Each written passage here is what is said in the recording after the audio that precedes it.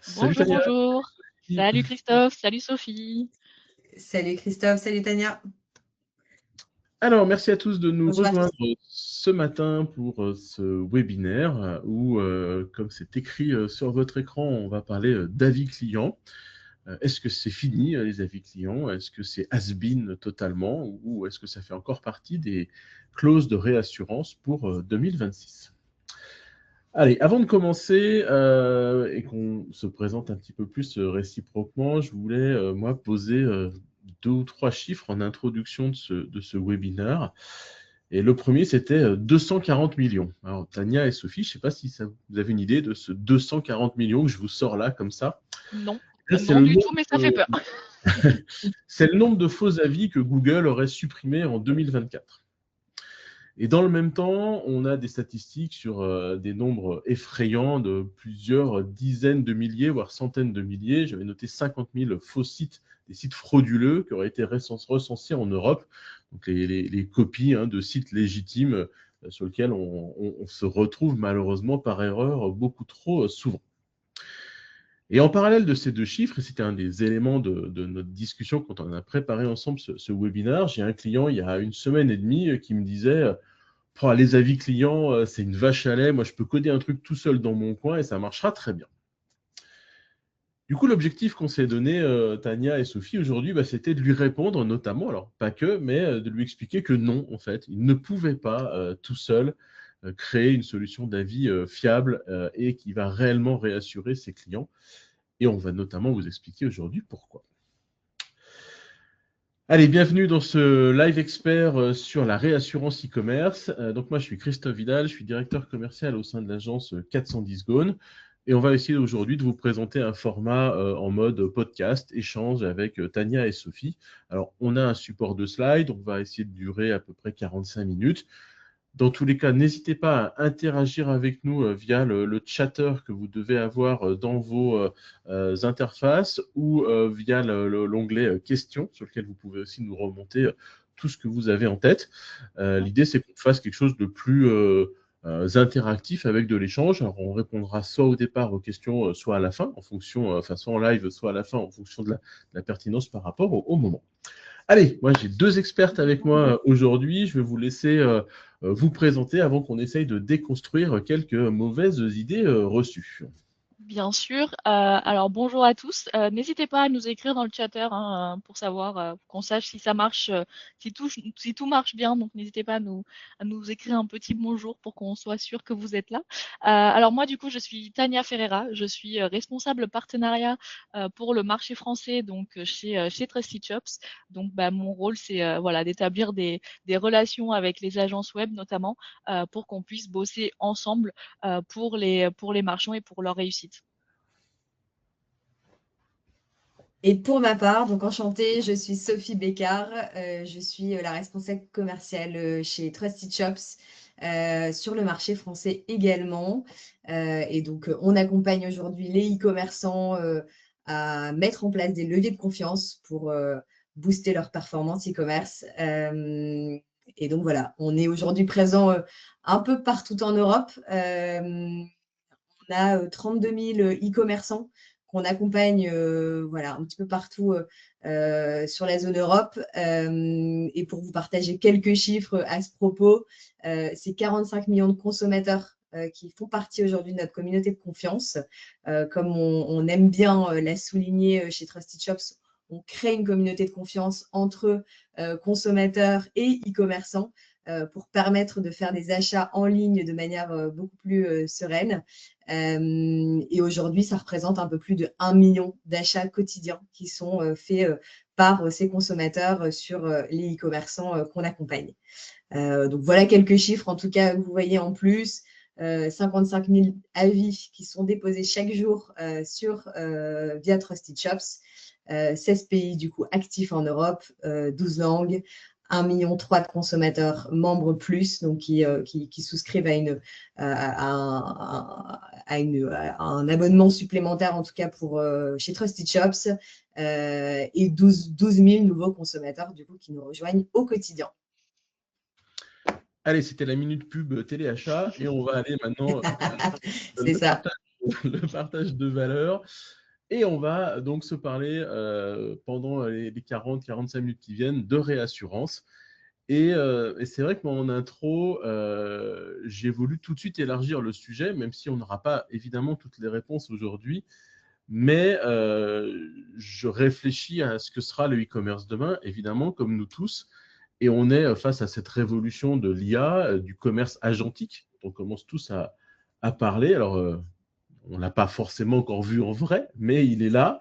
Et on sait que peut-être, l'adoption nous dira si ça se met en place ou pas, mais dans quelques années, ça sera des robots, des agents IA qui achèteront pour nous directement sur les sites Internet. Ils choisiront les produits, ils achèteront au meilleur prix, etc. Et ils payeront pour nous. Donc la notion de confiance, elle va devenir encore plus importante qu'elle n'est aujourd'hui, puisqu'aujourd'hui, on a des humains qui analysent la réassurance qui est en face d'eux pour essayer de se dire est-ce que je suis sur un site de confiance, que je sors ma carte bleue. Et demain, bah, ça sera des robots qui vont le faire pour nous. Donc cette notion de confiance et de réassurance, elle va devenir encore plus primordiale demain. Et c'est fascinant hein, de se retrouver face à ce monde-là.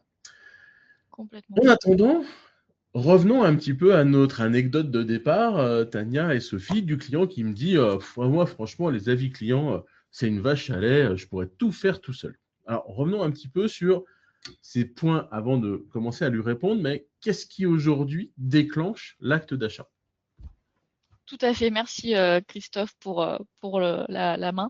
Je ne sais pas si tu peux envoyer aussi les sondages à nos invités qui vont aussi nous permettre de voir un peu voilà, l'environnement aujourd'hui, de savoir qui a déjà des avis, qui n'en a pas, qui fait quoi. Donc voilà, n'hésitez pas à répondre. Normalement, ça doit s'afficher. Ah ben voilà, ça commence à répondre. C'est nickel. C'est nickel, c'est nickel. Ça répond doucement, donc si vous êtes face à l'écran, pensez à répondre. Bon, pour l'instant, 5 personnes ont déjà des avis clients. Ok, bon, très intéressant. Allez, on a presque toutes les réponses là. On n'est encore pas très nombreux ce matin, mais on va attendre un petit peu. On voit que ça se connecte petit à petit. Bon, allez, on va dire qu'on a 90% de votants. Oui, donc, il y a quand même grosso modo, ça va être ça. Aujourd'hui, on a 86% des personnes présentes avec nous qui affichent des avis. Qui affichent déjà des avis, ouais. Et une personne non, donc on pourra lui poser la question pourquoi, mais voilà, bon, on y reviendra après. Est-ce que tu veux qu'on enchaîne sur le deuxième sondage du coup, Tania, tout de suite? Ouais, comme ça on enchaîne. Donc, deuxième sondage qu'on voulait vous partager sur les avis, toujours évidemment. Hop, le sondage, le voilà. Donc, pour vos avis clients, est-ce que vous utilisez une solution interne que vous avez soit développée vous-même ou un module de votre CMS e-commerce préféré, ou bien est-ce que vous travaillez avec un partenaire spécialisé? Ça répond, ça répond. Ça se bat, ça se bat.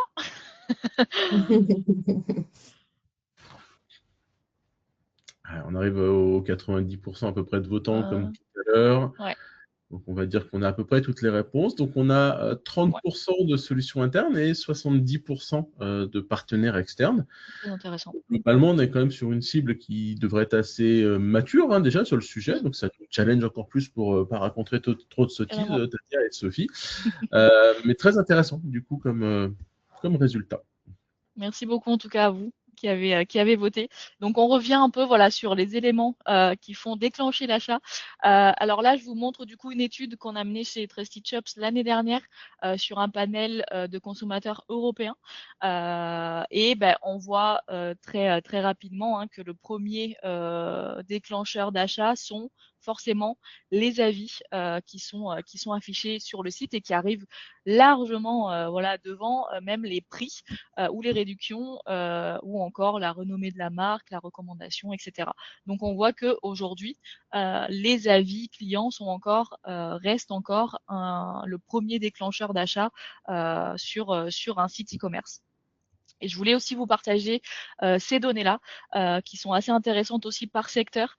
Donc, on a 3 secteurs principaux hein, ici, c'est les bijoux, les montres, l'alimentation et la partie cosmétique. Donc, je ne sais pas si aujourd'hui on a des marchands qui sont dans ces secteurs-là, mais en tout cas, pour ces secteurs-là, les avis sont vecteurs de confiance à plus de 70%. Donc, bah, clairement, si vous êtes dans ces secteurs-là, il faut pas louper le coche des avis. Il faut pas se dire voilà que ça ne sert plus à rien. Au contraire, c'est voilà, c'est 70% des consommateurs aujourd'hui que vous risquez de perdre tout simplement si vous loupez ce premier déclencheur.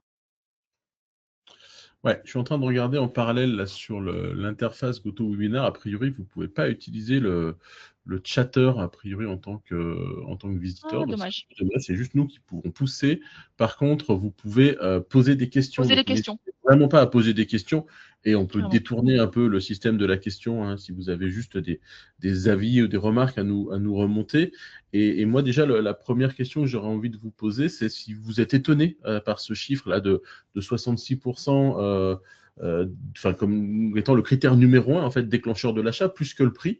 Moi, j'avoue, quand on a préparé le webinaire, et pourtant, je suis dedans hein, tous les jours, j'ai été étonné que les avis soient le critère numéro 1 d'achat, même si en vrai, moi, quand j'achète j'achète plus quand il n'y a pas un avis. Quoi. Donc, Mm. Ouais, complètement. En tant qu'aujourd'hui, en fait, on est des experts, on est des professionnels sur la partie avis, mais il faut aussi des fois qu'on se mette un peu dans notre rôle de consommateur. Hein. Aujourd'hui, on achète plusieurs fois par jour, peut-être pour certains, en tant que consommateur. Et en fait, en se mettant dans ma peau de consommateur, moi, je me dis, aujourd'hui, que ça soit sur un e-commerce ou que ça soit sur un restaurant, un hôtel, etc., je ne fais plus rien sans les avis. Et s'il n'y a pas d'avis, c'est très compliqué, en tout cas pour moi, d'y aller. Donc voilà, des consommateurs comme moi, il y en a des milliers, des millions. Donc c'est vrai que voilà, il faut vraiment pas oublier que les avis, ça fait des années que c'est le cas, mais de plus en plus aujourd'hui, sont toujours le premier levier, en tout cas de déclenchement d'achat, notamment avec voilà tout ce qui peut arriver avec les fake sites, etc. On est dans l'ère de l'IA. Forcément, copier un site, ça met pas beaucoup de temps. Voilà, on connaît des grandes marques hein, qui se sont fait avoir, notamment là-dessus. Donc, personne n'est à l'abri malheureusement de ces faux sites. Et donc, ça va être très très important d'avoir voilà, d'avoir les bons leviers de réassurance pour combattre ça. Ok, alors Tania et Sophie, vous le savez, moi j'ai un passé de e-commerçant et un jour j'ai eu la bonne idée de mettre des avis sur mon site et là quand j'ai commencé à en parler à mon associé de l'époque qui était ma femme, elle m'a dit oh là là non les avis, on va avoir des avis négatifs, ça va être l'horreur parce que des fois il y a des commandes, ça se passe pas bien. Et donc voilà, première objection que vous allez démonter Tania et Sophie. Ouais, alors ça c'est l'objection première, hein, si j'ai envie de dire.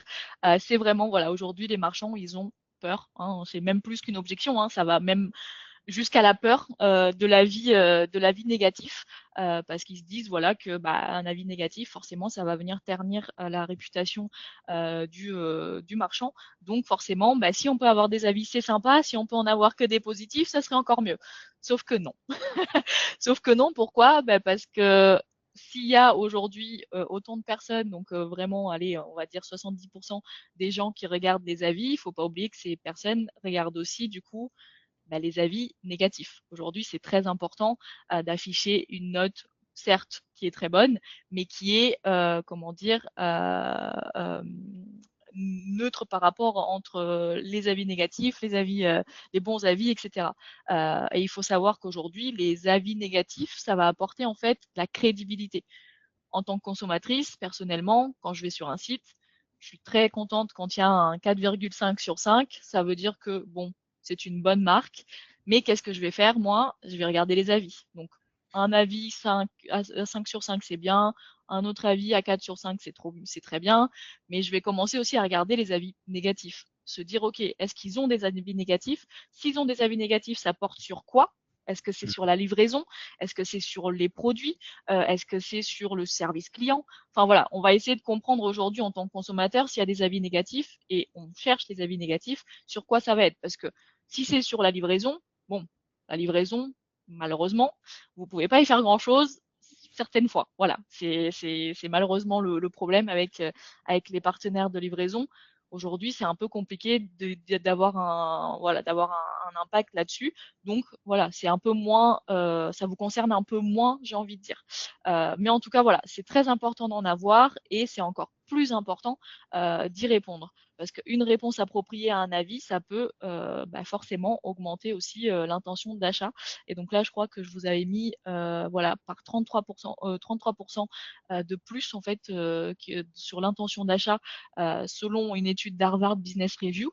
Pourquoi? Parce que tout simplement, un consommateur qui voit un avis négatif et qui voit la réponse du marchand, de un, on se dit quoi? Bon, le marchand, il regarde ses avis, il considère tous les avis, donc tous les consommateurs, et en plus, il apporte une solution. Ça peut être, je sais pas, un remboursement, un changement de produit, etc. En tout cas, il faut montrer que vous considérez les avis, que vous voyez vos consommateurs et que vous y apportez une considération et que vous y répondez. Donc voilà, très Bon, important aujourd'hui. ce chiffre, il est énorme hein, quand même. C'est plus d'un tiers d'intention d'achat Complètement. si on répond à des avis négatifs. Ouais, C'est complètement. juste C'est énorme. pour ça que Et c'est très important d'en avoir. Faut limite être content d'en avoir parce que c'est bien. Ça vous permet d'être crédible et surtout ça vous donne une opportunité de sauter en fait sur l'occasion et de se dire ok hop moi je vais contacter ce client, je vais voir qu'est-ce qu'il en est et en plus après je vais lui répondre parce que les prochains consommateurs qui vont regarder s'ils voient ça, en fait je vais pas perdre ma vente quoi. est vraiment important, du coup, excuse-moi Sophie, Et- quand on est e-commerçant, de se mettre dans la peau du client. Et Complètement. tu l'as super bien résumé, mais moi, en fait, mon habitude d'achat, c'est quand je vais acheter un produit, je commence par regarder les 2-3 premiers avis positifs, et après, je vais tout de suite filtrer sur les avis négatifs, et je Ouais. les lis plus tous, en fait. Autant les positifs, je vais en lire 2 ou 3, parce qu'en fait, je sais déjà à peu près ce que je veux acheter, et je vais Complètement. filtrer sur les négatifs, et en effet, c'est là où je vais voir si les premiers positifs, c'était un peu flambi, ou si derrière, en effet, les négatifs, c'est parce que, pas de bol, il y a eu un souci, ou parce que le mec n'a pas réussi à utiliser le truc. Ouais. En général, c'est vraiment les avis négatifs bien répondus qui font que tu déclenches l'achat. Donc, super. Enfin, gardons en tête vraiment ce plus 33%. Complètement. Ouais, c'est un peu ce qu'on a l'habitude de dire, c'est que les avis négatifs, on peut les transformer en perception positive de la part du consommateur, parce que c'est une occasion de mettre en avant son service client, ce qui n'a pas été forcément perçu jusqu'à maintenant de la part du consommateur. Donc c'est une vraie occasion en tout cas de montrer comment ça se passe en interne et sur voilà, l'accompagnement qu'on fait aux consommateurs sur ce site. Ça te parle, toi, Christophe, justement, dans ton de marchand? Ah, j'ai eu une petite coupure. Ouais, on a perdu Sophie. Ouais. Bon, écoute, ça me parle On a beaucoup. perdu ta caméra. J'ai pas forcément Voilà. bien entendu la question du coup, mais Il me semble qu'elle a demandé si, voilà, si les avis négatifs, tout ça, ce qu'on venait de dire, ça te parlait en tant que, à l'époque où tu ouais, étais marchand. carrément. Alors après, Entendez à nouveau là? ouais, nickel, c'est bon, t'es revenu, tout va bien. Et bon, je sais pas ce qui s'est passé, ça a switché le micro sur mon autre écran. Et du coup, Mais du coup, ma question, j'étais Christophe, marchand. c'était sur quoi ton historique Ouais, quand de j'étais e-commerce? marchand, moi, si tu veux, en effet, ou clairement, hein, on n'aime pas recevoir un avis négatif. En vrai, on est tous pareils, hein, il ne faut pas se mentir. Et après, t'as le côté un petit peu ennuyeux du truc, où des fois, l'avis négatif, c'est que tu as mal fait ton job. Donc, ça te met aussi face à tes responsabilités et il faut savoir l'accepter.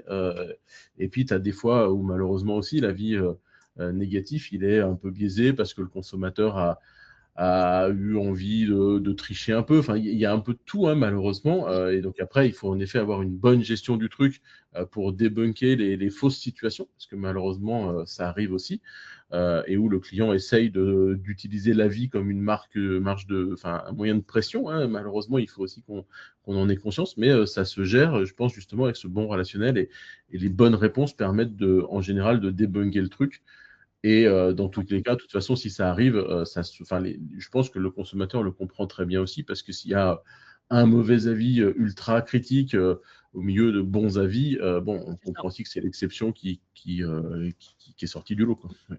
C'est complètement ça. C'est vraiment de se dire, en fait, aujourd'hui, un mauvais avis, un avis négatif, ça détruit pas la confiance. En fait, il va venir vraiment, en fait, la prouver. Ouais. La transparence que vous allez avoir derrière et la réactivité, bah, ça va être perçu comme des signes de professionnalisme et ça va venir appuyer, en fait, cette réassurance que vous essayez de démontrer à vos consommateurs.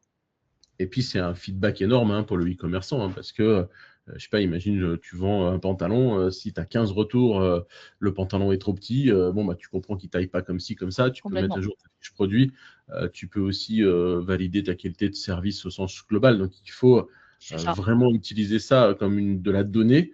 Et aujourd'hui, encore plus avec tout ce qu'on a comme système d'IA, etc., on peut exporter nos avis, faire des analyses réellement globales sur le sentiment des avis. Enfin, on peut aujourd'hui facilement tirer de la donnée des avis.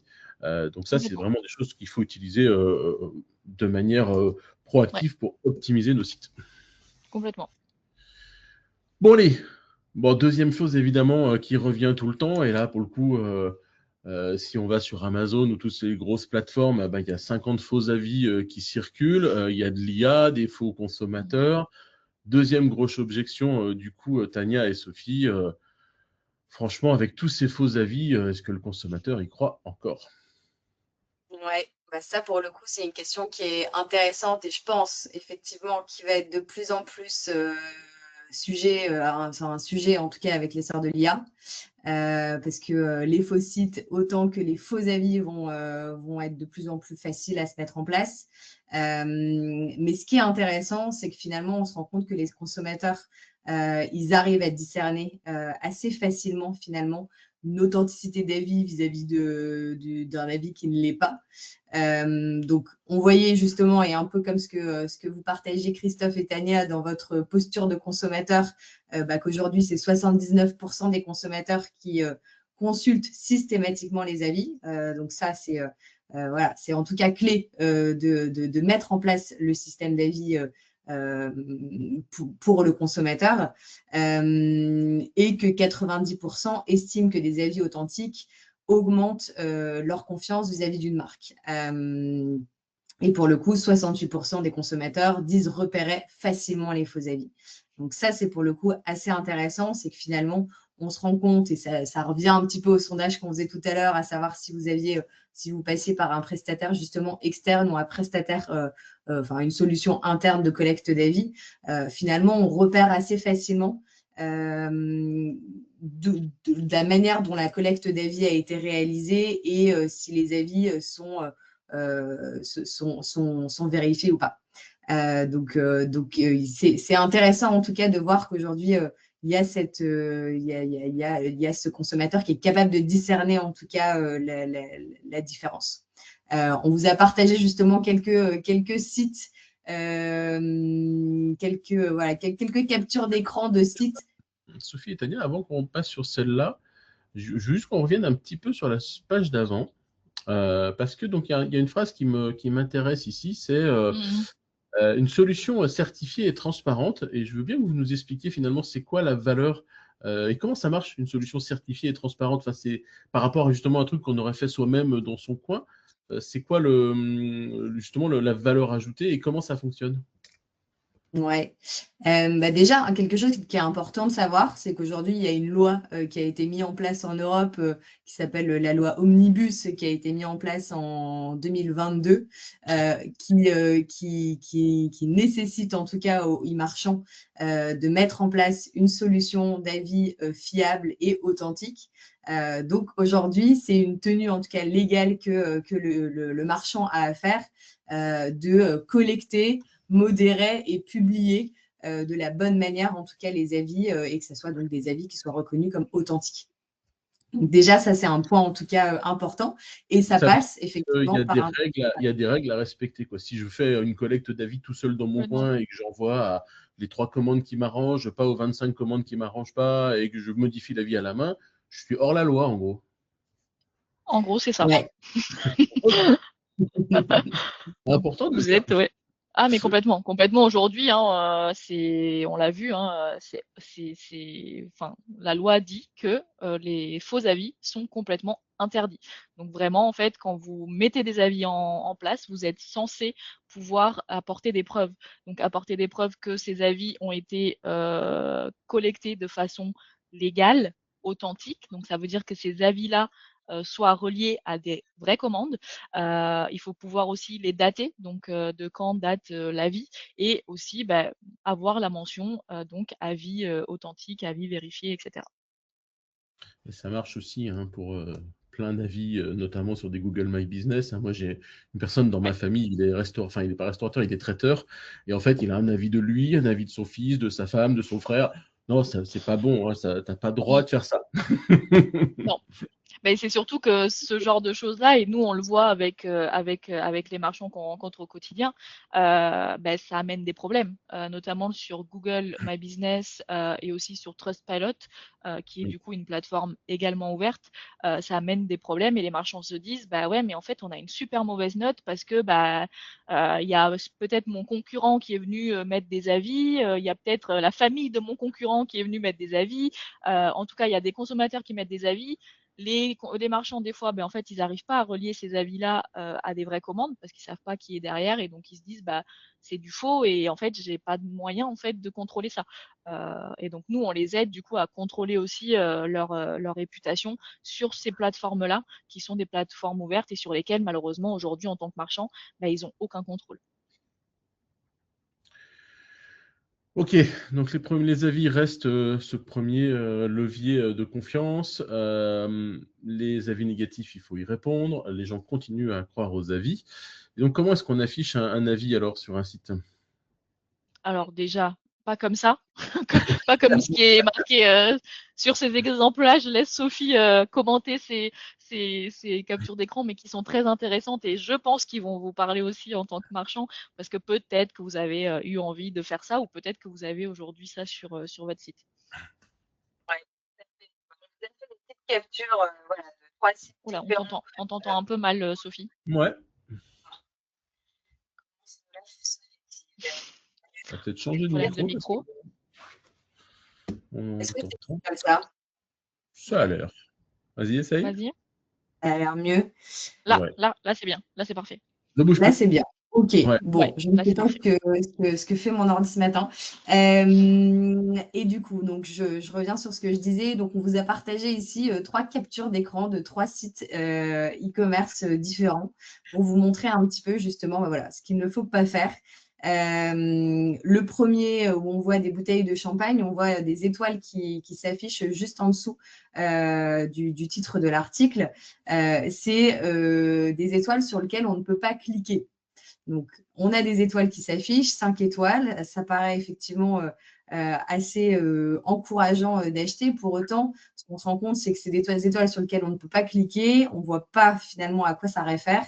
Et effectivement, dans la perception, en tout cas consommateur, ça paraît un petit peu douteux. On ne sait pas sur combien de personnes ces 5 étoiles ont été obtenues, quand, etc. Donc, c'est des infos qui méritent en tout cas d'être clarifiées et qui ont plutôt tendance à nuire, en tout cas, à la réputation. Donc, voilà le premier point. Ensuite, on a du coup juste en dessous, pareil, une collecte du coup d'avis qui est fait en interne.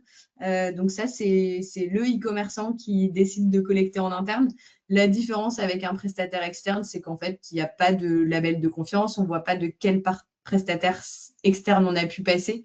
Et donc, on n'a pas ce tiers de confiance ici qui s'affiche. Donc ça, c'est aussi un sujet. Et éventuellement, Tania, si tu veux Donc, quand même, commenter le diagramme. et quand même essayer de faire un peu bien les choses. On voit qu'il y a un avis avec une étoile Ouais, qui traîne visiblement. Donc, il ouais, faut quand même. celui-là, cet exemple-là qui est en dessous, il est un peu mieux que les autres, on va Ouais, dire. C'est quelque chose qui a été mieux mal fait. mieux Mais mal fait. ça pose quand même problème parce qu'en fait, ok, on a une date, ok, on a un prénom, un nom, un identifiant, mais on n'a pas la mention vérifiée. Est-ce que cet avis il a été vérifié, pas authentique, etc. Et on se pose quand même la question parce qu'il y a quand même un call to action qui dit laissez votre avis. Donc en fait, n'importe qui peut aussi aller laisser son avis. Ce qui est aussi le cas du coup du troisième exemple où on voit clairement en fait des avis et surtout, n'importe qui peut aller laisser son avis. Donc moi, j'ai juste cliqué dessus, écrire un avis et comme vous voyez, ça m'a ouvert la petite pop-up où moi, Tania, aujourd'hui, je peux aller sur ce site, j'ai pas commandé, mais si l'humeur m'en dit, si je suis un peu de mauvaise humeur et que j'ai envie de nuire en tout cas à la réputation de ce site, eh bien en fait, je peux le faire en toute liberté puisque c'est des collectes d'avis qui sont complètement ouvertes et forcément ça donnera lieu à des faux avis. Voilà en tout cas Une bonne, ce qu'il ne faut surtout pas faire. une bonne plateforme d'avis va donc envoyer des demandes d'avis à toutes les personnes qui ont réellement passé des commandes sur le site. C'est ça. Là, on rentre en plus dans des choses un peu techniques derrière, c'est qu'il y a des vrais besoins de délivrabilité des emails. Donc, vous avez un double métier aussi à votre niveau, c'est que techniquement parlant, vos emails doivent arriver chez les consommateurs et après, les gens doivent déposer des avis. C'est un sujet dont on n'a pas parlé ensemble encore dans la préparation, mais je suis curieux aussi d'avoir votre vision des choses et désolé pour la question pas prévue. Mais on voit souvent des programmes d'avis avec des carottes. Si vous donnez un avis, vous aurez X% de remise, des choses comme ça. Pour vous, c'est des choses qu'il faut faire ou pas faire? Alors, il faut que ça soit encadré.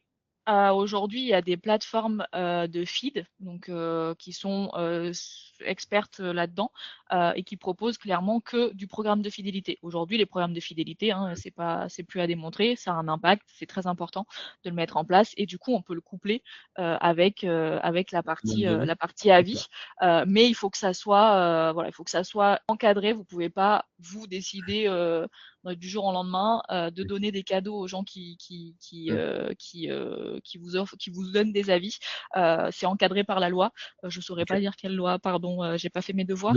Mais en tout cas, voilà, c'est quelque chose qui est encadré. Normalement, vous pouvez même trouver certaines fois où c'est écrit que c'est complètement interdit de soudoyer les consommateurs pour avoir des avis. Mais voilà, c'est pour ça qu'il faut que ça soit encadré. Si vous voulez le mettre en place, il n'y a aucun problème. Mais rapprochez-vous de plateformes dont c'est le métier pour pouvoir mettre tout ça en place avec des vraies stratégies de gamification parce que oui, ça a un impact, ça aide du coup à la collecte et puis voilà, ça vous aide aussi pour la fidélisation derrière.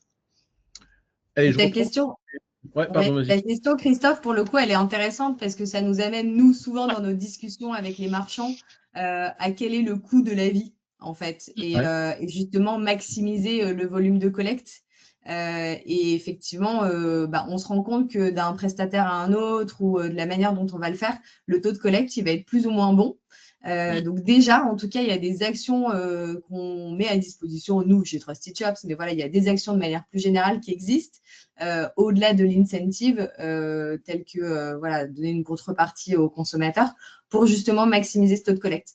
Donc, ça passe par un bon paramétrage du moment de la collecte, de la personnalisation, enfin voilà, pas mal d'éléments qui permettent justement de maximiser ce taux de collecte en minimisant le coût que la vie représentera.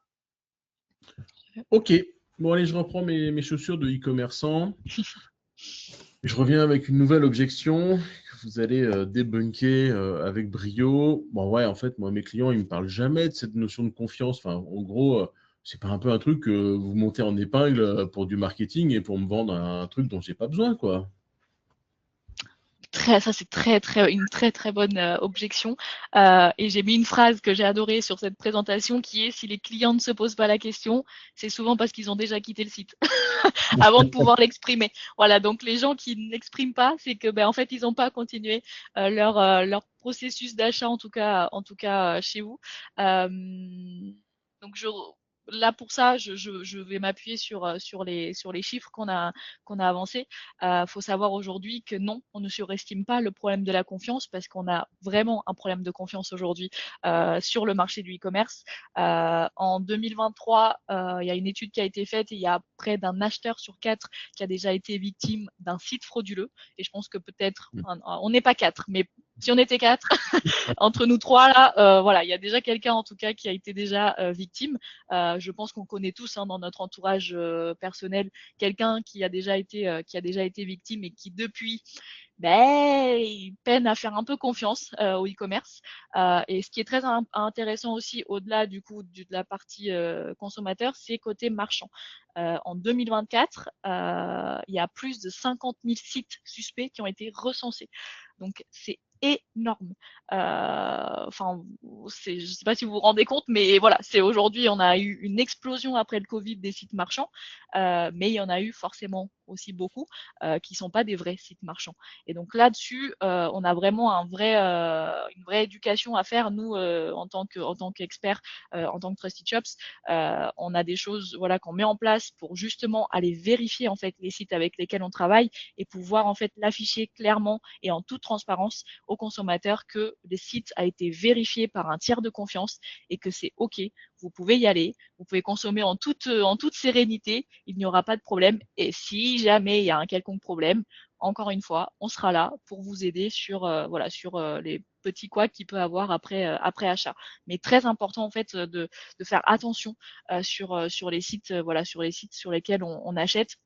Aujourd'hui, les consommateurs, ils vont regarder énormément de choses. Donc tous les signaux de sécurité, on va y revenir un peu plus en détail après, mais ça va être les avis, ça va être les garanties, ça va être les labels, ça va être aussi une présence cohérente sur les sites officiels tels que Google, les réseaux sociaux, etc. Enfin, il va y avoir énormément aujourd'hui d'éléments qui vont être checkés et en fait c'est fou à la rapidité du cerveau et à la rapidité à laquelle ça se fait, de se dire ok allez avis check, label check, mention légale, conditions générales de vente check. Enfin ça se fait très très vite pour checker en tout cas pour se rassurer sur la fiabilité d'un site. Ouais, il y a deux trucs tu vois, que j'ai envie de dire après cette slide-là, et avant que tu enchaînes sur la suivante. Ton analogie vraiment sur s'ils ne se posent pas la question de la confiance, c'est qu'ils se sont déjà barrés. C'est important, et ça va aller dans le sens des choses que je voulais vous partager aussi pendant ce webinaire, c'est l'importance de mesurer. Donc là, c'est top parce qu'on pose des chiffres, mais typiquement, ce manque de confiance dans votre site, il se ressent déjà sur votre taux de rebond. Donc, en optimisant la confiance, vous allez faire diminuer ce taux de rebond-là. Et ce qui est chouette, c'est que c'est des choses qu'on peut venir segmenter. C'est-à-dire qu'on peut très bien imaginer, aujourd'hui, on a des outils de tracking qui sont puissants, de segmenter les utilisateurs qui auraient vu, par exemple, le badge de confiance versus ceux qui ne le verraient pas, parce qu'on peut mettre des événements là-dessus. Et on va voir cette différence entre l'utilisateur réassuré et l'autre. Et on pourra suivre aussi ça tout au fur et à mesure de son parcours d'achat chez nous, en suivant son panier moyen, en suivant son taux de conversion. Donc ça, c'est le premier point. Et le deuxième point que tu as parfaitement résumé, ça me fait penser je crois que c'est le bouquin de Kahneman, je ne sais plus son prénom, Cerveau 1, Cerveau 2. On a deux cerveaux, le premier très primaire qui analyse en quelques secondes s'il y a un danger et qui s'en va tout de suite, et le deuxième qui après va réfléchir. Là, on doit vraiment, sur un site internet, en 3 secondes, répondre au cerveau 1. Ils disent, ça va, c'est cool, c'est safe ici. Voilà. Ouais, ça va très vite et il faut vraiment en fait se rendre compte du fait que si c'est pas sur votre site ou si c'est un peu caché parce qu'on voulait pas trop le mettre, voilà, on sait aussi les complications que ça peut amener, voilà, sur la cohérence du site avec le design, etc. Et on essaye nous aussi de s'adapter avec nos solutions, mais en tout cas, il faut que ça soit visible parce que si c'est pas visible, c'est comme si ça n'y était pas parce que ça ne sera pas vu. Je me permets juste, il y a une question de Lydie. Elle nous a posé une question notamment sur ce que disait Sophie tout à l'heure. Alors Lydie, nous passons par Trusted Shops pour notre collecte d'avis. Bonjour Lydie déjà. Alors, mais nous constatons que peu de consommateurs répondent aux demandes d'avis. Comment faire pour les inciter tout en restant raisonnables et qu'ils n'aient pas l'impression d'être harcelés? Très bonne question, merci Lydie. Je ne sais pas Sophie si tu as envie d'apporter une réponse. Eh ben, écoutez Lydie, avec plaisir pour creuser le sujet ensemble. Moi, je me note votre contact et je transmets du coup à votre account manager du coup qui vous est dédié chez nous et qui va pouvoir regarder en détail justement comment est-ce que c'est paramétré, comment la collecte d'avis est paramétrée pour vous, parce que bon, on est du coup plutôt sur du cas par cas et l'idée c'est de la personnaliser en fonction de votre typologie de produit. notamment. Et voilà, il y a pas mal d'éléments en tout cas à regarder plus concrètement, donc avec plaisir pour regarder ça. Et effectivement, comme vous le dites, il y a un bon rapport à avoir entre voilà, solliciter les avis sans pour autant sur-solliciter votre consommateur pour que ça ne l'agace pas. Deuxième question piège, du coup, qu'on n'a pas préparée. Je suis désolé, elles me viennent comme ça et je ne vais pas me taire C'est fou. quand même. Vous avez une statistique chez vous entre le nombre de demandes d'avis envoyées et le nombre de réponses? Alors, c'est assez compliqué parce que ça va, ça Ouais. va beaucoup dépendre des secteurs. En tout cas, aujourd'hui, le chiffre moyen du taux de collecte, il est à 10% Ok. de taux de collecte. Cependant, on a aujourd'hui des clients qui explosent les compteurs avec des 25, 30, 35% de taux de collecte et d'autres qui peinent un peu plus, notamment le B2B. Bon, ça, bah, ça étonne personne en soi. Mais on arrive quand même à avoir des clients en B2B qui se rapprochent des 10%. Mais voilà, ça c'est assez compliqué parce que ça va beaucoup dépendre des secteurs, de ce qu'on va mettre en place aussi. Est-ce qu'il y a des relances?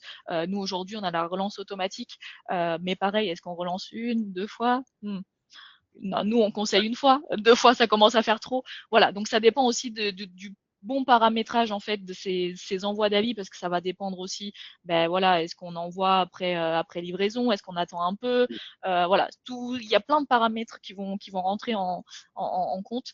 Mais ouais, aujourd'hui on est sur un taux de collecte à 10%, c'est un bon taux de collecte, mais Ouais. on peut aller l'optimiser à beaucoup plus. Donc déjà, voilà, c'est un premier élément pour toi, Lydie. Si en effet tu es très loin de ces 10%-là, bon, il y a peut-être un truc qu'il va Ouais. falloir bien creuser. Et après, en effet, travailler avec la team pour essayer de monter. Mais voilà, c'est intéressant de se garder en tête. Voilà, si je fais 10 commandes, j'ai un avis, quoi. Ouais, ok. C'est ça. Allez, je crois que tu as encore une slide derrière sur cette partie de confiance. Ah oui. Oh oui. Je ne connais pas mes slides. Non, mais ça, c'était vraiment pour appuyer et se dire que forcément, aujourd'hui, moins les consommateurs ont confiance, moins ils achètent. Bon, c'est aussi simple que ça, forcément. Donc, les gens qui font forcément plus de 20 achats par an, ils sont plutôt très confiants parce qu'ils commencent à avoir un peu l'habitude d'avoir aussi de rechercher les sites. Par contre, ceux qui sont un peu moins sur le e-commerce, forcément, ça va être des gens qui vont avoir besoin de réassurance au maximum. Je pense notamment à ma mère, par exemple, qui a la cinquantaine, qui achète pas tellement sur Internet. Elle, dès qu'elle va aller sur Internet, elle va pas regarder les mêmes choses que moi, elle va mettre un peu plus de temps à aller jusqu'au bout, mais parce que voilà, il y a cette réticence aussi, du manque d'habitude aussi et de la méconnaissance en fait de tout ça. Et en plus, si on ajoute à ça quelqu'un qui s'est déjà fait arnaquer, ça double encore plus la méfiance. Tu sais qu'il y a des vieux de la cinquantaine qui achètent beaucoup sur Internet. Hein. Je Ah ouais. sais, je prends ma mère parce que voilà, c'est ma mère. Mais bon, en plus, elle, c'est l'exemple parfait parce qu'en plus, elle s'est déjà fait arnaquer. Enfin, voilà. Elle, c'est vraiment le cas d'école parfait pour ça. Ouais, je demandais un peu ma génération X, c'est tout. Voilà. Allez, on enchaîne. Ok, c'est bien beau tout ça. On a compris. Le temps passe très vite et voilà, on a encore d'autres sujets qu'on va essayer Ouais. de parler un peu moins, mais si c'est super agréable. Ok, on a compris. Vous nous avez toutes les deux bien expliqué. Hein, vous avez débunké mes grosses objections. Mais en vrai, la première raison aussi, alors on l'a vu tout à l'heure, hein, c'est les gens achètent s'il y a des avis, mais en termes de données chiffrées, ça peut donner quoi sur un site réellement en termes d'impact? Ouais, ça, ça revient beaucoup, hein. C'est OK, une solution d'avis, on a compris ce que c'est, etc. Mais concrètement, c'est quoi l'impact? Alors, on a trois impacts principaux. Ça va être sur la conversion et la performance. Aujourd'hui, une solution d'avis, pardon, qui se veut performante et intéressante et pertinente pour vous en tant que marchand, c'est pas une solution qui se limite juste à afficher des avis, parce que ça, pour le coup, on peut tous le faire. Mais ça va être vraiment une solution qui va vous créer de la valeur mesurable sur votre e-commerce et qui va finalement vous transformer, vous, marchand, en acteur plutôt que en spectateur de votre réputation. Donc, au niveau de la conversion et de la performance, on va agir sur le taux de conversion. Donc, en moyenne, c'est entre 10 et 30% de plus quand on affiche en tout cas une solution d'avis. Il y a aussi du coup 2,7 fois plus de chances d'achat avec les avis, donc notamment avec une solution d'avis. Sur la partie confiance et fidélisation, forcément, on a aussi tous ces consommateurs, donc 90% des consommateurs qui font plus confiance à une marque quand il y a des avis authentiques. J'insiste sur le mot authentique, donc qui passe donc par une solution d'avis. Et donc forcément, des clients confiants, c'est 2 fois plus d'achats, 3 fois plus de recommandations. Donc forcément, ça va avoir un impact direct sur vos ventes. Et le troisième point, c'est sur la visibilité et le SEO. Forcément, avant d'acheter sur votre site, il faut que vous soyez visible sur Google, sinon on ne vous trouve pas. Et donc, c'est très important de venir afficher vos étoiles sur les résultats, que ça soit donc sur des résultats naturels et sur les Google Ads. Donc, sur les Google Ads, pareil. Des Google Ads qui affichent des étoiles performent mieux, donc il y a plus de clics. Environ, c'est plus 17% de clics sur les Google Ads. Donc, qui dit plus de clics dit aussi moins de coûts par clic. Donc, c'est aussi dans votre intérêt de pouvoir investir plus et avoir une meilleure performance. Et d'ailleurs, sur cette partie-là, référencement, peut-être toi, Christophe, tu peux nous apporter un peu plus de détails, toi qui es expert en référencement. Ouais, tu le sais, je voulais rebondir là-dessus parce que je voulais aussi le retourner déjà ton argument, le retourner en disant que c'est top d'avoir une solution d'avis, mais si de toute façon personne ne vient sur ton site, tu n'auras pas beaucoup d'avis, donc tu ne feras pas beaucoup de réassurance. Et on sait que globalement, en tant que consommateur, on va aussi donner de la confiance aux gens qui sont dans les premiers résultats de Google. On se dit, si Google leur a donné leur confiance, peut-être que je vais leur donner aussi. Alors, on ne réfléchit pas à tout ça, mais encore une fois, c'est notre cerveau qui, tout seul, comme un grand, se dit, tiens, ils sont dans les premiers, donc forcément, ils sont de confiance. Donc, c'est un peu une histoire aussi de la poule et de l'œuf, parce qu'il va falloir être visible.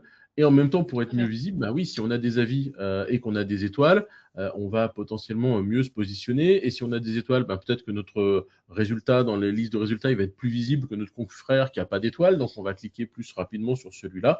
Donc, c'est important d'alimenter les deux. Mais oui, le message que je voulais moi faire passer en plus sur cette slide, c'était commencer à être bon en visibilité. Ça vous donnera déjà de la confiance avant même d'avoir des avis. Donc, je n'ai un peu déjà engagé sur notre sujet d'après, sur il n'y a pas que les avis dans la vie, il y a d'autres choses pour faire de la réassurance, le SEO en est une, et pour afficher vos étoiles, il y a des solutions techniques à utiliser avec des trucs qu'on va appeler les schémas.org, mais là, souvent, les modules fournis par les solutions intègrent tout ça. Et avec la vraie importance, parce que souvent, on le voit et on n'en a pas forcément beaucoup parlé jusqu'à maintenant, il y a des avis de niveau boutique et des avis de niveau produit. Pensez vraiment à pousser les avis de niveau produit. Ça va servir dans les Google Ads, ça va servir dans les shopping, ça va servir dans les résultats de recherche des SEO, des moteurs de recherche. Donc, pensez vraiment à ouvrir les deux options, selon moi. Complètement. Et du coup, pour illustrer tout ça, moi, j'ai pris un petit cas concret d'un client qui est chez Trusted Shops depuis maintenant 10 ans. Donc, un client très fidèle, donc qui est aussi là. Ils font voilà, tout ce qui est aménagement extérieur avec des pergolas, des toiles de store, etc. Je ne suis pas hyper calée sur le sujet, mais en tout cas, c'est un client qui est très intéressant parce que il a on a réussi en tout cas à checker plusieurs résultats sur plusieurs leviers. Donc, on a d'abord les avis marques. Donc, aujourd'hui, aussi là, on en a parlé tout à l'heure, ils sont à 16% en taux de collecte. Donc, vraiment un très, très bon taux de collecte. On peut se dire, sur des toiles, des stores, des pergolas, etc., un peu compliqué. Non, on y arrive avec les bons paramétrages. On arrive à aller chercher un taux de collecte qui est très très bon. Sur la partie avis produit aussi, on a pu du coup regarder au niveau de la conversion sur les pages produits et on a une conversion, donc une augmentation de plus 9% sur les produits qui ont des avis et ceux qui n'en ont pas. Et hop. Et ce qui est très intéressant, de ce que je vous disais tout à l'heure, donc avec les Google Ads. Donc ici, on voit plusieurs annonces, sur notamment les Google Shopping dont tu parlais, Christophe, à l'instant, où vous pouvez très clairement voir les avis donc qui ressortent sur certains produits, et vous avez aussi un peu la concurrence où pour le coup il n'y a pas d'avis. Donc concrètement les avis, les annonces d'Oscilla avec les avis ressortent plus, donc ont plus de chances en tout cas d'être cliqués par les consommateurs. Et une dernière performance qui est très très importante, en tout cas chez Trusted Shops, c'est le fait que on va aussi agir sur le panier moyen, sur la valeur du panier moyen. Et ça, c'est très très important aujourd'hui, parce que qui dit panier moyen dit plus de chiffre d'affaires. Donc ça, c'est vraiment concret pour les marchands, où on peut se dire ok, on va bosser là-dessus. Et aussi là, du coup, c'est une valeur de panier moyen qui augmente de 14%. Alors pour vous expliquer, c'est vraiment la différence en fait entre les consommateurs qui ne prennent pas la protection acheteur. Sophie reviendra un peu plus tard sur la partie protection acheteur. Mais en tout cas, nous, chez Trusted Shops, on offre la possibilité à nos marchands de proposer la protection acheteur à leurs consommateurs. Et là, on voit ceux qui ne prennent pas la protection acheteur, ils ont une valeur de panier moyen. Et ceux qui prennent la protection acheteur, ils ont une autre valeur. Et cette valeur-là, forcément, elle est plus élevée de 14% pour ceux qui la prennent. Et donc ça montre aussi du coup que c'est très important aujourd'hui de proposer ce genre de garantie, parce que forcément les consommateurs, quand il y a la possibilité de assurer en plus leurs achats, ils le font, et en plus ils le font en mettant un peu plus cher dans leur panier, parce qu'ils sont en confiance, ils sont rassurés, ils savent que s'il y a un quelconque problème, il y aura un tiers de confiance derrière qui les aidera. Donc forcément, on voit nettement une augmentation de valeur de panier moyen. Ok, 11h51. Je pense qu'à ce stade-là, si on va y aller. Que vous devez avoir des avis sur votre site, c'est que franchement, on est passé à travers, donc je pense pas, parce qu'on a été assez pertinent là-dessus. Pour autant, donc vous l'avez compris, les avis c'est important aujourd'hui, c'était important hier, c'est important aujourd'hui, ça le sera encore plus demain. Je suis moi intimement persuadé que les robots d'IA prendront ça en compte d'une manière ou d'une autre pour sélectionner les produits qui vont vous présenter, etc. Les contenus dans les avis qui sont des contenus UGC, User Generated Content, vont être analysés par les IA pour comprendre un produit et savoir s'il est bien ou pas bien. D'ailleurs, on le voit déjà aujourd'hui quand on va dans Amazon ou sur d'autres sites, on a des résumés en haut des avis qui sont traités par l'IA qui nous expliquent les gens pensent que ceci, cela. Donc évidemment, ça va être une source d'information majeure pour les IA demain. Donc on ne peut pas y couper. Pour autant, et on va se dire qu'on va prendre 10-15 minutes, on va dépasser un peu des midis pour finir nos sujets à venir, mais on va essayer d'aller assez vite. Vous avez fait un guide chez Trusted Shop, c'est le Digital Trust Report, qui date de 2024. D'ailleurs, je ne sais pas si c'est intéressant de partager le lien vers le guide. On pourra lui l'envoyer. Soit l'envoyer sur le chat, soit l'envoyer après aux participants. Je ne sais pas s'il y a le lien, parce que c'est un contenu téléchargeable chez nous, mais on pourra l'envoyer. Non, mais sinon, on peut mettre le lien vers le formulaire de téléchargement. Et puis, bon, après, l'idée, c'est qu'on puisse partager ce doc parce que ça va être pertinent pour tous les gens qui sont là avec nous. Et dans ce doc, vous avez vous identifié 3 piliers, 3 dimensions de la confiance en ligne, et que je vais vous laisser nous présenter du coup. Hop. Alors, attends, je galère à faire mes slides. Pardon. Alors oui, en effet, donc on a souvent cette objection, les avis clients sont bons, mais ça semble encore pas suffire. Qu'est-ce qu'on peut mettre d'autre en place? Alors du coup, ça va vraiment illustrer finalement le fait qu'aujourd'hui, faut pas penser que avis client. C'est très important, mais il n'y a pas que ça. Ça ne suffit pas. Aujourd'hui, il faut avoir vraiment un cycle en fait de réassurance et de confiance totale dans sa globalité. Donc, on va avoir bien évidemment la preuve sociale avec les avis, l'UGC, etc. Mais on va avoir aussi tout ce qui est forcément tout ce qui est sécurité, les garanties. Donc, ça va être des labels de confiance comme Trusted Shops ou d'autres, des garanties de remboursement, tout ce qui est clarté logistique aussi. Donc, ça va pour venir réduire un peu l'incertitude des consommateurs. Donc, il faut que ça soit les délais ils soient clairs, la politique de retour qu'elle soit visible et aussi très claire. Tout ce qui est juridique, les mentions légales, les CGV, les données personnelles, ne cachez rien, s'il vous plaît. plaît, on le verra. Donc voilà, vraiment mettre en valeur ces éléments-là. Aussi l'engagement de la marque. Est-ce que vous avez un engagement RSE, la partie aussi service client, montrer que vous avez un chat, montrer les coordonnées, voilà, un email de service client, un numéro de téléphone, etc.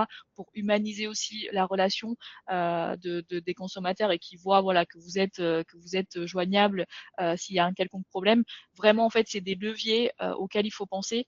Il faut plus penser finalement la confiance comme confiance à vie. Non, confiance, plusieurs leviers qu'on doit mettre en place aujourd'hui sur un site pour que cette confiance soit totale et que vous de votre côté aussi que vous puissiez vous dire aujourd'hui j'ai tout mis en place en tout cas pour que ça fonctionne. Donc il n'y a pas de raison voilà qu'aujourd'hui un consommateur ne se sente pas rassuré lorsqu'il est sur mon site.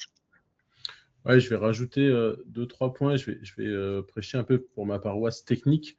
Je pense que votre site doit être techniquement irréprochable aussi pour donner confiance. Donc, qu'est-ce que ça veut dire être techniquement irréprochable? Ça veut dire, être rapide. C'est évident qu'un site qui est long à charger, les gens vont partir, mais déjà, ils ont perdu confiance. Encore une fois, notre cerveau qui analyse rapidement, voilà, c'est lent. Le site ne doit pas y avoir de bug. Ça doit être une expérience sans couture, frictionless. Si quand j'ajoute au panier, ça ajoute pas correctement, si j'ai un message d'erreur quand je passe à la page de paiement, c'est le truc qu'on déteste tous. On a mis notre numéro de carte bleue et là, ça plante. Alors, on a déjà acheté, mais là, on a perdu confiance totale, on est en mode flippé.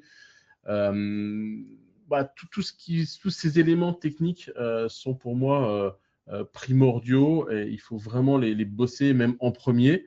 Parce que globalement, pourquoi essayer d'obtenir des avis si l'expérience client n'est pas bonne? On risque juste de se prendre plein de mauvais avis. Alors, on va les analyser, on va comprendre qu'il faut améliorer, mais gardez vraiment ça en tête. Et dans les éléments que je rajoute aussi, travaillez vraiment à la qualité de vos contenus. C'est-à-dire que les gens qui viennent chez vous viennent rechercher une expertise, viennent rechercher peut-être aussi de l'humain, de la proximité. Ils recherchent de l'information la plus claire possible. Donc, travaillez les contenus tant pour prouver que vous êtes l'expert. Et en plus, la bonne nouvelle, c'est que ces contenus-là vont servir à votre référencement, avec le fameux EEAT de Google, expertise, experience, authority et trust. Et travailler sur les contenus les plus clairs possibles, donc des FAQ bien structurés, des guides utilisateurs. Et là encore, deuxième bonne nouvelle, c'est que ça va servir demain dans les moteurs de recherche de type IA qui sont friands de ces contenus bien structurés. Et donc, l'un dans l'autre, un site rapide, sans bug, du bon contenu, des belles images aussi. Évidemment, si je vais commencer à acheter sur un site et que les images, elles sont faites avec un smartphone et que c'est dégueulasse en termes de qualité, je ne vais pas acheter. Les avis, évidemment tout ce que tu viens de rajouter, et là on commence à avoir un package qui tient la route où on donne confiance aux gens. Ouais, complètement. Et j'en ai pas parlé des chiffres parce que vous pouvez les voir à l'écran, mais c'est quand même 61% en tout cas de ce que nous on a pu étudier lors de notre report. 61% de consommateurs qui veulent voir des preuves concrètes de fiabilité, pas seulement les avis. Vraiment, qui sont qui sont à la recherche d'autres preuves de fiabilité. Et je laisse justement Sophie continuer sur cette partie-là pour vous montrer en tout cas nous chez Trusted Shop ce qu'on peut vous apporter en termes d'autres sur d'autres éléments de réassurance. Oui, tout à fait. En fait, chez Trusted Shops, nous, on met en avant 3 piliers de la confiance en ligne. Les avis, donc on en a déjà bien parlé, qui selon nous sont la base de la confiance en ligne. Donc c'est le pilier, on va dire, principal, mais qui est plus suffisant, notamment par rapport à ce qu'on disait précédemment. Et nous, ce qu'on vient rajouter chez Trusted Shops, c'est un label de confiance. Donc, on se positionne en fait en tiers de confiance. Donc, c'est vraiment l'idée justement de notre position de prestataire externe, c'est d'être tiers de confiance sur votre site et de se positionner en intermédiaire pour entre vous et vos consommateurs. Et ça, c'est couplé d'une protection acheteur qu'on appose, qui sur sa fonction primaire, en fait, elle vient du coup, encore une fois, voilà, se permettre en tout cas d'avoir un référent en cas de litige au moment de post-achat en fait. Mais cette protection acheteur, elle a surtout un rôle qui se passe pré-paiement, pré-achat.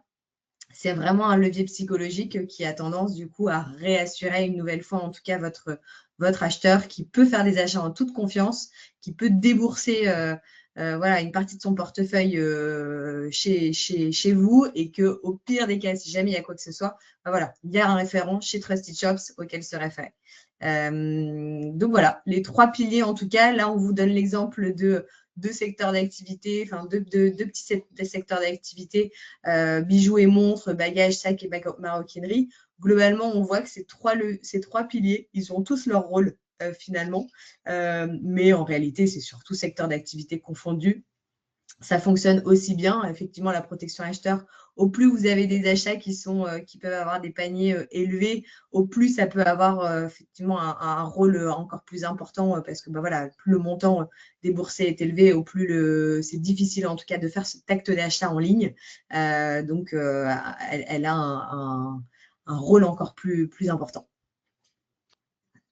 Ok, allez, avant de passer à nos slides de conclusion, il y aura une slide sur les erreurs les plus fréquentes en termes de réassurance auxquelles on va essayer d'apporter une visibilité. On essaiera aussi de vous donner 3 gros points qu'on a semblé importants que vous gardiez en tête en quittant ce webinaire. C'est comme les Américains disent, les three key takeaways. Avant d'aller là-dessus, moi je voulais bien vous resensibiliser aussi sur l'importance de mesurer les choses. Donc d'avoir de l'analytics. J'ai vu et je vois encore beaucoup trop de e-commerçants qui sont en aveugle. Donc en fait, ces chiffres qu'on vous donne là, ils ne les voient même pas parce qu'en fait, ils n'ont pas d'outils ou ils ne savent pas utiliser les outils. Il y a des choses très simples à venir suivre dans vos outils d'analytics. Le taux de conversion, évidemment, le panier moyen, le trafic, mais vous pouvez aller sur des choses un peu plus fines après, comme le temps passé sur le site. Et vous pouvez travailler le taux de rebond dont on a parlé tout à l'heure, et travailler ça avec des segments d'utilisateurs, par exemple des utilisateurs qui sont déjà clients, ceux qui ne sont pas encore clients, ceux qui auraient vu telle ou telle page qui sont gages de réassurance, etc. Donc suivez vraiment ces chiffres-là, c'est comme ça que vous allez pouvoir être efficace. Et un e-commerce, ça se manage pas à l'aveugle. Donc je sors un peu de notre thématique de la réassurance, mais tout ce qu'on fait là, il faut le mesurer pour être sûr que, 1, il y a un retour sur investissement, et 2, qu'on met les bonnes actions en place. Ouais, tout à fait. Pour rejoindre ce que tu dis, Christophe, notamment, je parle pour nous, ce qu'on peut en tout cas vous donner en termes de KPI. Chez Trusted Shops, vous allez avoir accès du coup, voilà, à un tableau de bord qui reprend les avis, les demandes d'avis envoyées, etc. Donc vous pouvez connaître votre taux de collecte. Vous allez aussi avoir des graphiques qui vont vous permettre de dire, bon, bah, sur cette période-là, j'ai eu beaucoup plus d'avis. Est-ce que c'est parce que j'ai fait, je sais pas, une promotion? Est-ce que j'ai fait plus de voilà, est-ce que j'ai de la saisonnalité, est-ce que voilà, comprendre un peu selon les actions que vous aussi vous mettez en place de votre côté, si ça a impacté aussi les avis pour pouvoir aussi les perpétuer. Et sur la partie panier moyen, etc., vous allez aussi avoir des données et de savoir concrètement aujourd'hui combien dépensent les consommateurs, donc Trusted Shops, parce qu'on a cette communauté, donc c'est vraiment les consommateurs de la communauté Trusted Shops, de savoir combien ils représentent dans votre clientèle. En moyenne, en France, on est entre 15 et 20%, donc c'est énorme. Et concrètement, combien ils dépensent. Et donc ça, vous allez pouvoir finalement faire le ratio avec vous, le panier moyen que vous voyez dans vos analytics. Et c'est très intéressant. Et une image que j'aime bien aussi garder en tête, c'est une image de jauge de confiance. Par défaut, le consommateur ne vous connaît pas, la jauge de confiance est à 0. Il va vous découvrir peut-être dans une publicité Google Ads, hop, la jauge de confiance va augmenter un peu. Puis il va aller sur votre site, il va repartir. Puis il va vous revoir peut-être sur un post LinkedIn, alors post sponsorisé ou pas, hop, ou Facebook. Là, la jauge de confiance, elle va remonter un petit peu. Puis après, il va revenir sur votre site, il va découvrir votre label Trusted Shop. Hop, la clause de confiance, elle augmente à nouveau. Et notre job, c'est de faire monter cette clause de confiance au fur et à mesure du parcours. On sait que l'utilisateur va venir 1 fois, 2 fois, 3 fois, 5 fois, 6 fois, 7 fois avant d'acheter. Et si à chaque fois, on rajoute une petite dose de confiance, on a gagné le jeu. Par contre, en échange, la moindre perte de confiance, on ramène la jauge au début. On ne perd pas petit à petit. Donc, on monte crescendo et on perd tout d'un coup. Donc, c'est ça qu'il faut garder en tête dans vos strates. Allez, complètement. les 5, bon, un peu plus, pardon, il y en a 6 même. Il y en Les a 6 6. erreurs. Il y en a beaucoup plus, hein, d'ailleurs. La liste Oui. n'est pas exhaustive, mais bon, on a mis celles qu'on pensait en tout cas les plus fréquentes. Donc la première erreur, c'est d'afficher uniquement des avis 5 étoiles, hein. On en a parlé en début de webinaire. Le but, c'est pas voilà, de mentir à vos consommateurs en affichant que les avis qui vous vont bien. On a vu que les avis négatifs, c'était ultra important, aussi bien finalement que les avis positifs. Mais en tout cas, il faut avoir une stratégie. Et donc ça fait aussi écho à une des erreurs qui est laisser les avis négatifs sans stratégie. Donc voilà, faut vraiment mettre une stratégie en place de réponse pour apporter un maximum de réassurance sur ces avis-là. Troisième erreur, penser que les avis suffisent à rassurer. On en a parlé longuement. Aujourd'hui, les avis sont très importants, on l'a vu. 79% des consommateurs les regardent, mais il n'y a pas que ça. Il y a vraiment voilà, tout ce cycle de réassurance qu'il faut mettre en place. Donc, il ne faut pas négliger tous ces éléments dont on a parlé tout à l'heure, qu'il faut aussi mettre en avant et qu'il faut coupler finalement avec les avis. Quatrième erreur, ne pas soigner le design du site. Christophe en a parlé. Forcément, il faut avoir un site qui est joli, qui donne confiance aussi aux consommateurs dès le premier coup d'œil. Quatrième erreur, information floue sur le paiement et la sécurité. On l'a vu aussi, hein, 60% des gens abandonnent le parcours d'achat dès qu'il y a une petite friction au niveau du paiement ou de la livraison. Donc très important en tout cas d'être OK et que votre parcours d'achat soit nickel et qu'il n'y ait pas de bug au niveau de la partie paiement. Et une sixième erreur, donc on en parlait aussi tout à l'heure, ne donner aucun moyen de contact rapide. Voilà, si un consommateur ne voit aucun moyen de contact, ça veut dire que vous n'existez pas. Et ça veut dire qu'on peut pas vous parler, que ça va être compliqué si jamais on achète et que on a besoin d'informations ou qu'on a un problème avec la commande. Donc ça c'est un élément qui fait la jauge là, elle est en négatif même. Voilà, elle est complètement vide. Ok, bon, bah écoute, comme ça, au moins, je pense que les e-commerçants qui étaient là avec nous ce matin ne feront plus ces erreurs-là. Bon, J'espère. j'espère que cette conversation entre Sophie, Tania et moi vous a plu, ça vous a ouvert l'horizon de vos possibles, ça vous a donné des idées. N'hésitez pas en effet à contacter Sophie ou moi si vous avez des besoins sur tout ce qu'on vient de se dire ce matin, que ce soit du e-commerce, de l'optimisation de vos sites pour être plus engageant et plus réassurant ou pour la mise en place d'une solution tierce d'avis certifié. Allez, on va essayer de vous laisser avec 3 choses qu'on aimerait que vous vous rappeliez dans une demi-heure, dans 2 heures et peut-être jusqu'à demain ou après-demain. Allez, on essaye de se challenger tous les 3. Qu'est-ce qu'on sortirait comme 3 clés avec lesquelles on veut que nos présences ce matin repartent? Sophie, première clé. Vas-y. Allez, j'y vais, je me lance. Moi, ce que je dirais, c'est que je pense que les avis, enfin, le système d'avis a évolué et que les avis, en fait, ils sont pas morts, mais ils sont pas suffisants et ils se sont professionnalisés.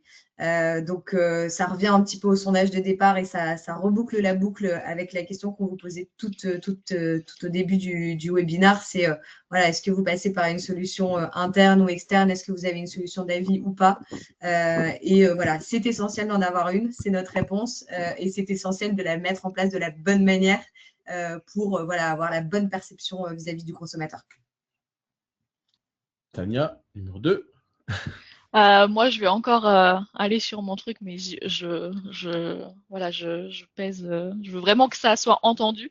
C'est que vraiment aujourd'hui, vous avez des avis, c'est vraiment super. Les avis, c'est un premier levier, mais c'est clairement pas suffisant. Nous, ce qu'on aime dire, c'est que les avis, ça apporte la réassurance, la confiance, mais les autres éléments qu'on peut mettre autour, ça apporte la conversion. En tout cas, c'est bien d'avoir des avis, mais ça ne suffit pas. Mettez aussi des labels de confiance, des tiers de confiance pour être accompagné aussi, parce que les tiers de confiance comme Trusted Shops, on vous accompagne aussi s'il y a des choses qui changent au niveau de la législation, pardon. Par exemple, on est là aussi comme partenaire, hein, faut vraiment pas oublier ça. On vous accompagne aussi dans vos objectifs e-commerce. Donc voilà, faut vraiment pas hésiter à mettre les éléments de réassurance. Alors pas trop non plus.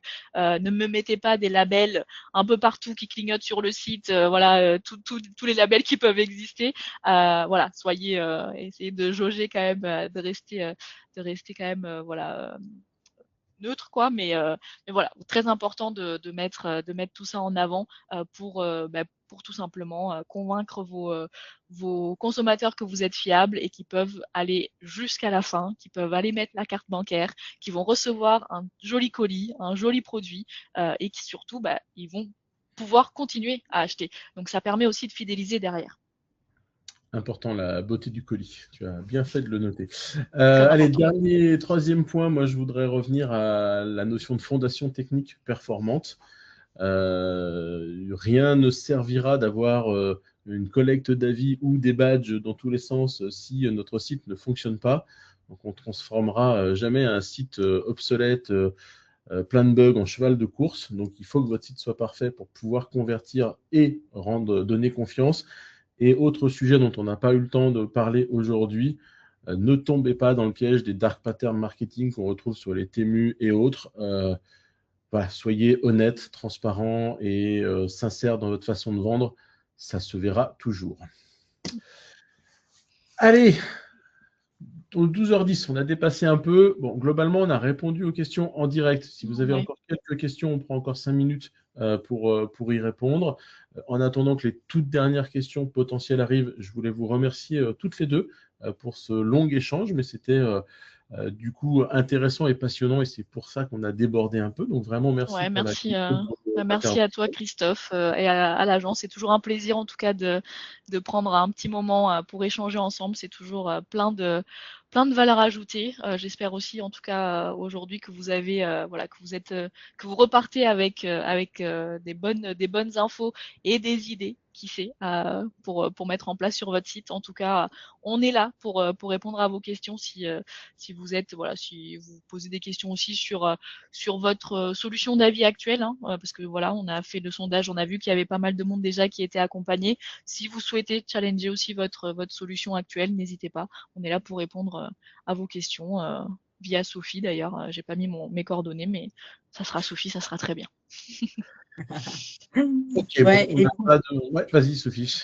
Ouais, non, mais pour compléter ce que disait Tania, je pense que ce qui est intéressant et ce format marche bien, c'est qu'on se rend compte que nos deux casquettes sont très complémentaires. Et donc, c'est pour ça qu'aujourd'hui, on fait ce genre de format et qu'on travaille aussi main dans la main pour vous accompagner en tant que marchand. Donc, n'hésitez pas, avec plaisir, si vous avez des sujets que vous voulez qu'on approfondisse.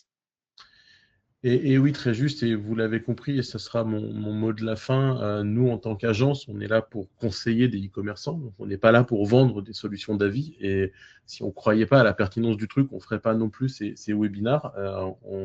On n'est pas là pour faire de la pub pour Trusted Shop. L'idée, c'est de nous, en tant qu'agence, d'apporter à nos clients e-commerçants des solutions qui sont des leviers de croissance. Pour moi, en 2026, la réassurance, la confiance, c'est pas une option. Alors, ça l'était déjà pas avant, mais je pense que ça le devient de moins en moins, où on a de plus en plus d'automatismes d'IA, etc., où l'humain et la confiance va reprendre encore plus de place. Donc, les avis, la réassurance, la confiance, c'est un impératif business pour 2026. Et donc, je réponds à mon client qui, j'espère, verra le replay. Il n'était pas là ce matin de ce webinar. Ouais, il y a une valeur derrière la réassurance et derrière les avis. C'est pas juste je collecte et j'affiche 3 avis quand j'en ai envie. Tout à fait. On lui enverra le replay. Exactement. Au moins, on est sûr qu'il aura l'information. Ok, donc plus de questions. Merci à tous d'être restés. Merci à peu près beaucoup. tout le monde est resté jusqu'au bout. Donc on a réussi à à avoir cette audience continue. Donc ça, c'est chouette. Nous, on se retrouve très bientôt pour un nouveau webinaire sur la chaîne 410. Si je ne dis pas de sottises, ça doit être au mois de décembre. Je n'ai pas le programme en tête, mais restez connectés et suivez nos actualités respectives sur nos pages LinkedIn notamment, etc. Tout à fait. Et nous, on pourra se retrouver à la Tech for Retail, notamment, les 24 et 25 novembre prochains. Donc, si jamais vous y allez, nous serons au stand 121, si je dis pas de bêtises. C'est 121. Voilà. Donc, vous pourrez nous y retrouver si vous souhaitez nous rencontrer en vrai et qu'on puisse échanger, en tout cas, sur ce que vous avez aujourd'hui, sur vos besoins, vos attentes, etc. Top. Écoute, je passerai certainement vous faire un petit coucou. Je vais essayer de venir le 24, non le 25, le mardi. Je serai de venir le mardi à la Tech for Retail, donc ça sera l'occasion. On sera là. Allez, merci à toutes les deux. Merci. Félicitations pour ces échanges et ces belles présentations et à très vite. À très vite. À très vite. Merci à tous. À plus.